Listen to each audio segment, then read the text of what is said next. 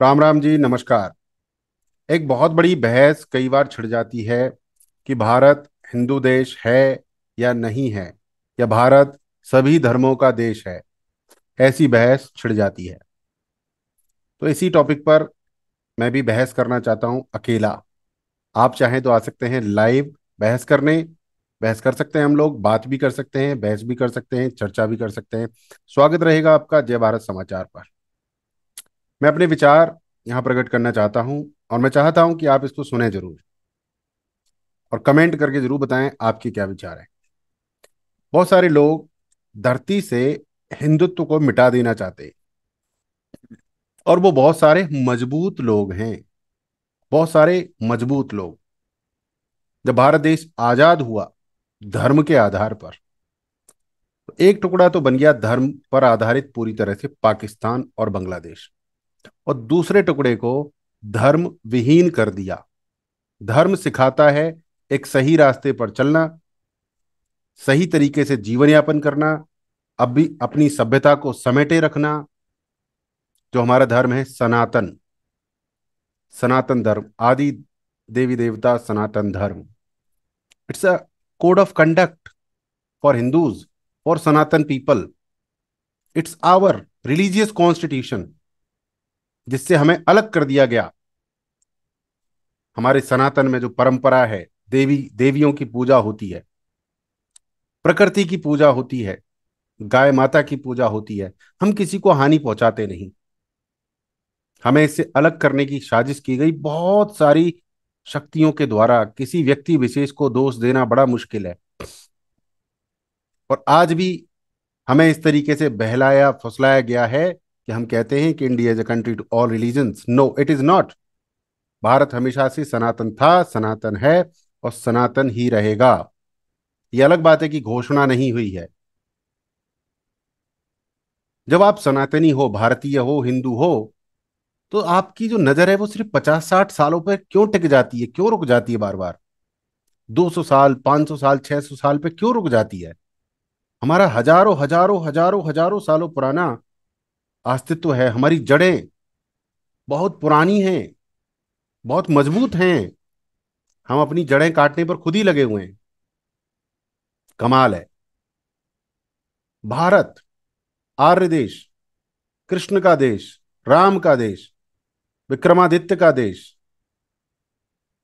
किसका देश नहीं है ये? राजा हरिश्चंद्र।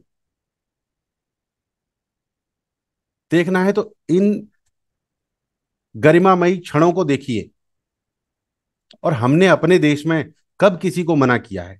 अगर हम मना करते होते तो मुगल प्यार से आकर जबरदस्ती धोखा ना देते, अंग्रेज प्यार से आके जबरदस्ती धोखा ना देते, और कांग्रेस जैसी धोखेबाज सरकार भारत के इतिहास के साथ खिलवाड़ नहीं करती। बट अब ऐसा नहीं होगा। अब नहीं होगा। हमारे देश में सब आइए, स्वागत है, रहिए, अपने धर्म का पालन कीजिए। हम किसी के धर्म के खिलाफ नहीं है, किसी को भगा नहीं रहे, किसी को पहले से मारते पीटते नहीं है। बट दिक्कत तब आती है जब हमारे ही धर्म पर अटैक होने लगते हैं। रवीश कुमार मजाक समझता है सनातन धर्म को। इलेक्टोरल बॉन्ड की बात चल रही हो तो राम को ले आएगा बीच में। राहुल गांधी मजाक समझता है, चुनावी रैलियां कर रहा है और बोल रहा है कि राम राम बोलोगे तो भूखे मरोगे। कोई कुछ भी बोल देता है हिंदू धर्म के ऊपर। इससे आपत्ति है भाई? तुम्हें नहीं होती इससे आपत्ति? इससे आपत्ति है, और इसका जवाब दिया जाएगा प्रॉपर। दिया जा रहा है और दिया जाएगा। भारत को हिंदू देश घोषित किया जाए या ना किया जाए, हम सभी हिंदुओं का, सनातनियों का परम कर्तव्य है अपनी संस्कृति को सहेज कर रखना, बना कर रखना।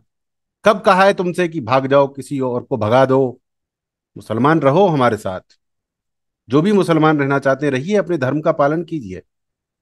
हमारे धर्म पर कीचड़ उछालोगे तो जूता खाओगे। बड़ा सिंपल सा फंडा है। आप रहो, आपसे क्या दिक्कत है? हमें कोई दिक्कत नहीं। ईसाइयों से कोई दिक्कत नहीं, किसी भी धर्म से कोई दिक्कत नहीं भाई।